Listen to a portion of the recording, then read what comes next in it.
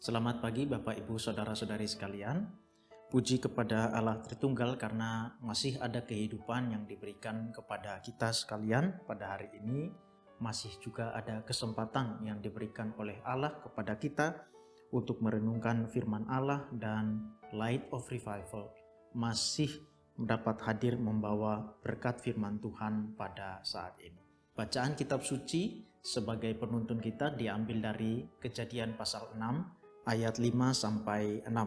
Ketika dilihat Tuhan bahwa kejahatan manusia besar di bumi dan bahwa segala kecenderungan hatinya selalu membuahkan kejahatan semata-mata, maka menyesallah Tuhan bahwa Ia telah menjadikan manusia di bumi dan hal itu memilukan hatinya. Batas kesabaran Allah. Bapak, Ibu, saudara-saudari sekalian, berbicara mengenai kesabaran, kita semua tentu mengetahui bahwa kesabaran itu memiliki batas. Di dalam pengalaman sehari-hari, kita mungkin dan pasti menjumpai orang-orang dengan berbagai tingkat atau level kesabaran. Ada yang kesabarannya begitu singkat, begitu cepat habis, dan mungkin setipis tisu. Tetapi ada juga orang lain yang kesabarannya begitu besar. Singkatnya, kita semua mengakui bahwa kesabaran itu tentu memiliki batas. Dan kesabaran yang punya batas ini bukan saja satu kesabaran yang manusiawi. Dalam Alkitab kita juga melihat bahwa Allah juga memiliki batas kesabaran. Jadi kesabaran yang ada batasnya itu bukan saja manusiawi, tetapi juga adalah ilahi. Nah, Bapak Ibu saudara-saudari sekalian, ketika kita membaca Kejadian pasal 5 ayat 6-5 ini, kita melihat bahwa di sini Allah mulai menunjukkan satu batas kesabarannya kepada manusia. Dia mulai melihat kejahatan yang begitu besar seiring dengan pertambahan manusia yang semakin banyak di dunia ini. Bapak, Ibu, saudara-saudara sekalian, kalau kita membaca kitab Kejadian dari awal, kita akan mendapati beberapa kali Allah muncul. Pertama, Allah berjalan di dalam Taman Eden dan berbicara dengan manusia ketika mereka melakukan dosa. Yang kedua, Allah berbicara dengan Kain setelah dia membunuh Habel. Dan setelah itu, penulis kitab Kejadian mencatat silsilah yang panjang dari keturunan Adam, dari jalur anaknya yaitu Set. Dan kalau kita memperhatikan, ada waktu yang sangat panjang dicatat dalam silsilah itu, beratus-ratus tahun lamanya. Tetapi di situ tidak diceritakan ada kemunculan tokoh Allah ini. Tokoh Allah ini baru muncul lagi setelah beratus-ratus tahun itu dia memperdengarkan firman-Nya di dalam Kejadian pasal 6 dalam bacaan kita tadi. Kita tidak tahu kapan Allah menyampaikan kata-katanya itu dalam Kejadian pasal 6, tetapi berdasarkan catatan dari penulis kitab Kejadian, dia tentu sudah sangat lama diam dan pada akhirnya dia muncul ketika kejahatan manusia sudah sangat besar. Dan ketika Allah muncul, Allah langsung memberikan hukuman kepada kejahatan. Disinilah kita menemukan batas kesabaran dari Allah. Kita bisa membayangkan Allah yang sudah lama bersabar terhadap manusia, Dia yang terus melihat manusia berkembang, bertambah banyak, beranak cucu, tetapi di dalam perkembangan mereka, kejahatan manusia juga semakin bertambah besar. Dan tidak dicatat bahwa Allah muncul dalam beratus-ratus tahun itu.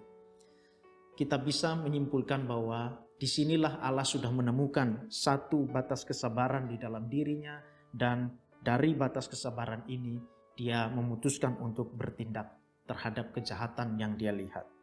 Bapak, Ibu, saudara-saudari sekalian, ketika kita membaca firman Tuhan, kita perlu menanyakan kepada diri kita sendiri, apakah Allah masih bersabar terhadap kita? Mungkin kita berpikir bahwa Allah masih bersabar. Buktinya sampai saat ini saya masih bisa makan, saya masih bisa hidup, dan saat ini masih ada juga berkat-berkat atau keuntungan-keuntungan, pertolongan-pertolongan yang saya dapatkan sampai saat ini. Tapi Bapak, Ibu, saudara-saudari sekalian, isunya bukan pada Allah yang masih bersabar itu.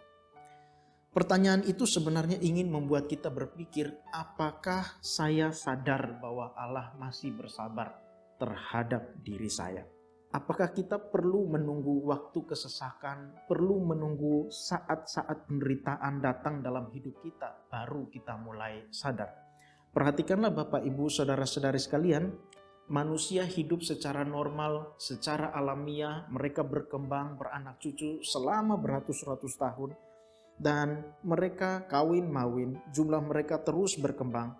Tapi mereka tidak sadar bahwa ada kejahatan yang besar yang juga terus berkembang di dalam diri mereka, di sekeliling lingkungan mereka. Kehidupan yang normal atau natural seringkali dapat membuat tumpulnya kesadaran kita dan membuat kita abai terhadap kebenaran, abai terhadap keadaan kita yang sebenarnya. Makin hari kita menjalani kehidupan secara alamiah, secara normal, tapi kita tidak sadar, kita tidak tahu bahwa kejahatan kita besar di mata Allah. Ironis sekali Bapak, Ibu, Saudara-saudari sekalian, Allah melihat tetapi tidak ada yang sadar. Allah dapat diam dalam waktu yang lama setelah Kain dan Set melahirkan anak-anak mereka selama beratus-ratus tahun. Tetapi ia mendadak muncul dan memberikan hukuman. Yesus sendiri pernah mengatakan bahwa pada zaman Nuh orang kawin dan dikawinkan, tetapi mereka tidak menyadari saat kedatangan anak manusia. Isunya di sini adalah, sadarkah kita bahwa kita masih berada di dalam masa kesabaran Allah? Baiklah kita masing-masing melihat apa yang salah di dalam kehidupan kita. Kita mencari bagaimana Allah memandang atau melihat kita, supaya kita dapat menilai diri dengan baik. Dengan cara itu, kita mulai melatih kesadaran kita di dalam kesabaran yang sedang Allah tunjukkan. Jangan sampai Bapak, Ibu, Saudara-saudari sekalian, jangan sampai Ia datang tiba-tiba dan memberikan hukuman kepada kita, baru pada saat itu kita kaget. Allah punya batas kesabaran, Allah bisa lelah terhadap kejahatan-kejahatan kita, tetapi kita tidak tahu kapan batas kesabarannya itu berakhir. Mari kita berdoa.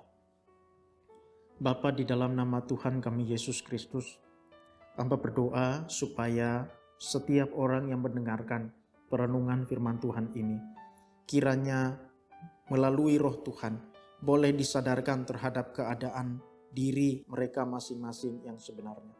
Tapi hamba pun juga berdoa supaya kesadaran itu juga ada di dalam diri hamba. Hamba mohon supaya kami semua, biarlah ada kesadaran di dalam diri kami tentang bagaimana Allah memandang kami. Dan Tuhan tolong supaya kami di dalam keseharian kami yang dijalankan dengan keadaan yang normal, dengan keadaan yang alamiah, kami tidak lupa untuk melihat, untuk berpikir tentang bagaimana Allah memandang kami. Hamba berdoa supaya Roh Tuhan kiranya bekerja di dalam hati kami, mengarahkan kami kepada kesadaran, supaya kami bisa menilai diri dengan baik dan mendorong diri kepada kebenaran, hidup sesuai dengan kehendak Tuhan. Ampuni dosa salah kami dan tolong kami pada hari ini, esok dan seterusnya. Demi Kristus kami berdoa. Amin. Bapak, Ibu, Saudara-saudari sekalian, biarlah firman Tuhan menjadi pelita dan terang yang menuntun kita kepada kesadaran tentang siapa diri kita dan bagaimana diri kita di mata Allah, supaya kita boleh dituntun kepada kehidupan yang berkenan di dalam masa kesabaran Allah terhadap kita. Kiranya Allah Tritunggal memberkati kita sekalian.